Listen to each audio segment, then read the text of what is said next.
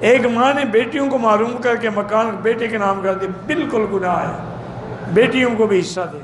نماز جنازہ کی تکبیر چھوٹ جائے، جب امام سلام پھیر لے، ایک چھوٹی ہے دو، جلدی جلدی اللہ اکبر کہہ کے سلام پھیر دے۔ کمیٹی ہم نے 1 لاکھ کی ڈالی ہوئی تھی، ہم نے 50,000 ڈالے تھے، 50,000 ڈالنے ہیں، لیکن کمیٹی لاکھ کی نکل آئی۔ اگر وہ سارے ممبر راضی ہیں تو تم عمرہ کر سکتی ہو۔ گائے بیل میں قربانی کے 7 حصے ہوتے ہیں، حقیقے کے 7 حصے تو نہیں ہوتے، اس میں تو 2 بکرے ہونے تھے۔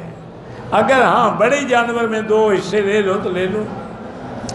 قصر نماز میں فجر کی سنتیں نہ چھوڑیں، چاہے مسافر بھی ہوں۔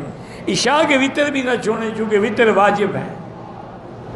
پوری نماز نہ پڑھیں، جب اللہ نے رعایت دی ہے تو قصر پڑھا کریں۔ میری بیٹی کے 2 عمل 1 مہینے میں اور دوسرا 8 مہینے میں پیدا ہوئے۔ ایک پیدا ہوتے ہی وفات کر کے اللہ پاک اس کو صاحب طویل العمر اولاد عطا فرمائے۔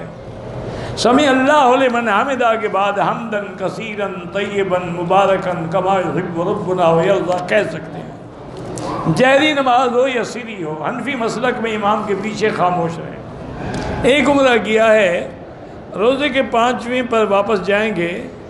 اگر ہم روزے میں عمرہ کریں، ہاں اس کا سبب تو رمضان کا عمرہ جو ہے وہ تو ایسے ہے، حضور نے فرمایا جیسے میرے ساتھ حج کیا۔ لیکن وہ عمرہ کا معنی یہ ہے کہ اپنے ملک سے آتے ہوئے کرو یا پھر مدینہ پاک میقات سے کرو۔ کوئی حل نہ ہو تو پھر مسجد عائشہ بھی کرو، انشاءاللہ ثواب ملے گا۔ اگر کسی نے میسج میں طلاق دی ہے، بالکل ہو گئی۔ اگر ایک آدمی نے احرام کے بعد صابن سے ہاتھ دھو لیے، 2-4 ریال خیرات کر دو، واللہ اعلم۔